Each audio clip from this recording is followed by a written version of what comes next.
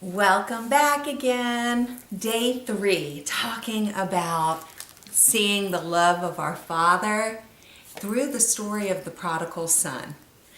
And so, yesterday, where we left off was the son has realized he is hungry, he is going home. So, think about his walk home. He is rehearsing this speech all the way home, because he doesn't know how his father is going to react. He has done a horrible evil to his father, and his father, in an Eastern mentality, has every right to cut him off. Okay, so he doesn't know how he is going to respond, so he is rehearsing this all the way home. Okay, Father, I have sinned against heaven and against you. I bet it sounded pretty good to him too. Excuse me. And so I do not deserve to be your son anymore. Please just make me like one of your hired servants. Can you just see it? I can see it because his heart still had not changed. So he's on his way, and it says,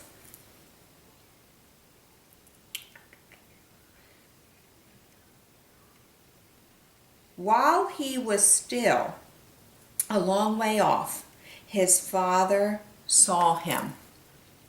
Now, in the Middle Eastern communities, everybody lived in a communal estate, type of community. So you didn't have like the rich over here and the poor over here. So you might have a really high-rise rich person lived here, but all houses are all together. And so he's out there daily looking. And you can see that he would be out there and he is panning the horizon looking for this boy. And think about what all his neighbors are thinking, because everybody knows everything in a little community. And so they all know this boy left. And so what are they saying? They're saying, oh, that boy, he's worthless. Poor father. So they're cursing the boy. But the father is out there and he's looking. And how do we know that he's looking? Because while he is still a far way off, he sees him. The father sees him. And he comes running. Okay, now I want you to see this response. His father saw him. He was moved with compassion for him, and he ran. Okay, so in the Hebrew, there are two different types of running. Okay, and older gentlemen did not run in these days. Okay, and so his heart led his feet. Okay, he was led with compassion. He sees this boy and he just takes off. And this is not a little sprint. This is not a little jog. He is taking off and sprinting to this boy. Okay, so he runs and he embraces him. Now, can you imagine he gets up there to him and he just holds him afar off? No, he grabs that boy and he's kissing him and kissing him and kissing him. Now, this boy is dirty. He smells like pigs. And his father is just kissing him. He loves him. He has waited for this boy to return. I want you to think about these 5 points. He saw, he was moved with compassion, he ran, he embraced, and he kissed. 5, the number of completion. He completed that work in doing all of that. And so, let's see.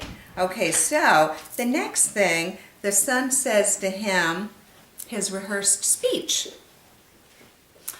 Father, I have sinned against heaven, and I have sinned against you, and I am no longer worthy to be called your son.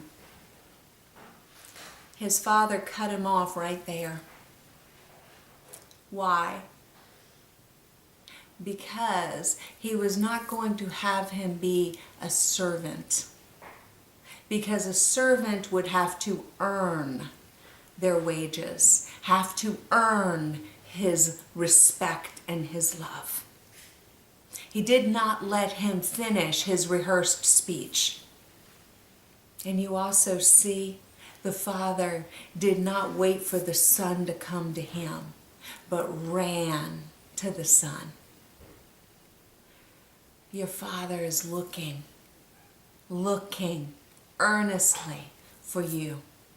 Your father is looking for that child, is just awaiting.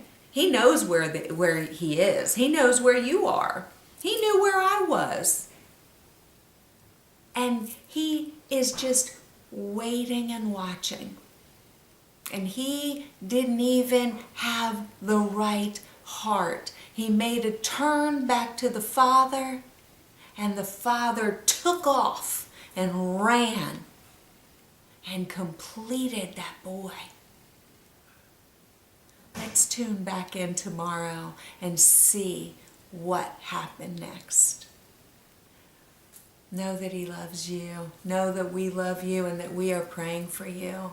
Continue. Send us your prayer requests. Send us your comments. Send us your suggestions. Comment on this series. I want to know your thoughts on it. And anything that you've been taught differently, share it with me. I want to hear. Let's stay connected to each other and to the vine.